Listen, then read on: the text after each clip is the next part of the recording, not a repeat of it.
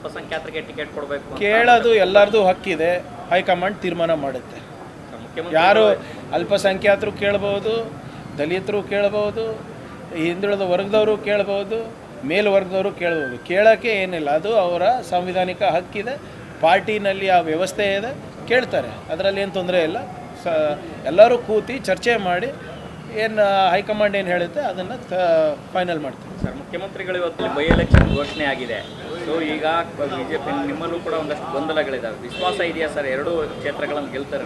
ಖಂಡಿತವಾಗಿ ಗೆಲ್ತೀವಿ. By election 100ಕ್ಕೆ 100 ನಾವು ಗೆಲ್ತೀವಿ ಅಂತಕ್ಕಂಥ ನಂಬಿಕೆ ಇದೆ. ನಾವು ಮಾಡಿರ್ತಕ್ಕಂಥ ಕಾರ್ಯಕ್ರಮ ಖಂಡಿತವಾಗ್ಲೂ ಜನ ನಮ್ಮನ್ನು ಕೈ ಹಿಡಿತಾರೆ ಅಂತ ನಂಬಿಕೆ ಇದೆ. ದಕ್ಷಿಣದ್ದು ಅಲ್ಪಸಂಖ್ಯಾತರು ಕೊಡಬೇಕಾ, ಫ್ಯಾಮಿಲಿ ಕೊಡಬೇಕು ಅನ್ನೋ ಇಶ್ಯೂ ಹೆಂಗೆ ಸಾರ್ಟ್ ಔಟ್ ಮಾಡ್ತಾರೆ? ಮಾಡ್ತಾರೆ. ಹೈಕಮಾಂಡ್ ಇದ್ದಾರೆ, ಲೋಕಲ್ ಲೀಡರ್ಸ್ಗಳಿದ್ದಾರೆ, ಸಮಾಜದ ಎಲ್ಲ ಮುಖಂಡರುಗಳಿದ್ದಾರೆ. ಎಲ್ಲರೂ ಸೇರಾಗಿ ಒಟ್ಟಾರೆ ಒಂದು ಅಭಿಪ್ರಾಯಕ್ಕೆ ಬರ್ತಾರೆ. ಆಬ್ವಿಯಸ್ಲಿ ಟಿಕೆಟ್ ಕೇಳ್ತಕ್ಕಂಥ ಸಂಬಂಧ ಇದೆ. ಅವರು ಕೇಳ್ತಾರೆ, ಇವರು ಕೇಳ್ತಾರೆ ಅಂತಕ್ಕಂಥದ್ದು ಇದೆ. ಅದರಾಗೇನು ಇಲ್ಲ ಅಂತ ಹೇಳೋಕ್ಕಾಗಲ್ಲ. ಬಟ್ ಡೆಫಿನೆಟ್ಲಿ ಈ ಥರ ಬಂದ ಸ್ಥಿತಿಯಲ್ಲಿ ಮತ್ತು ಪೊಲಿಟಿಕಲ್ ಆದಂಥ ಒಂದು ವಿಚಾರ ಇದ್ದೇ ಇರುತ್ತೆ. ಹೈಕಮಾಂಡು ಎಲ್ಲ ಸ್ಟೇಟ್ ಲೀಡರ್ಗಳ ಒಂದು ನಿರ್ಣಯ ತೊಗೊಳ್ತಾರೆ. ಸರ್, ಗ್ಯಾಸ್ ಸಿಲಿಂಡರ್ ಕೊರತೆ ಎರಡು ಬೈ ಎಲೆಕ್ಷನ್ಸು, 2ಕ್ಕೆ 2 ನಾವೇ ಗೆಲ್ತೀವಿ. ಮತ್ತು ಪಂಚರಾಜ್ಯಗಳು ಎಲ್ಲ ಏಪ್ರಿಲ್ ತಿಂಗಳಲ್ಲಿ ಚುನಾವಣೆ ಆಗುತ್ತೆ. ನಮಗೆ ತಮಿಳ್ನಾಡು ಮತ್ತು ಅಸ್ಸಾಮು ಕೂಡ ಚಾನ್ಸಸ್ ಚೆನ್ನಾಗಿದೆ.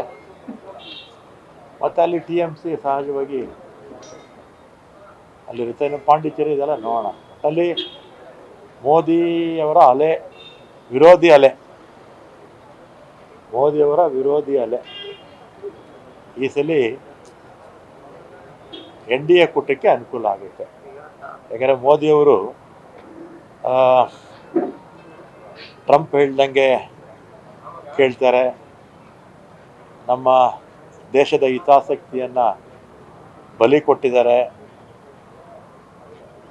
ಮತ್ತು ಎಫ್ಸ್ಟೈನ್ ಫೈಲ್ಸು ಈ ಥರ ನಾನಾ ಕಾರಣಗಳಿಂದ ಏನು ಮೋದಿಯವರ ಪಾಪ್ಯುಲಾರಿಟಿ ಇತ್ತು ಭಾಳ ಕೆಳಕ್ಕೆ ಬಂದುಬಿಟ್ಟಿದೆ.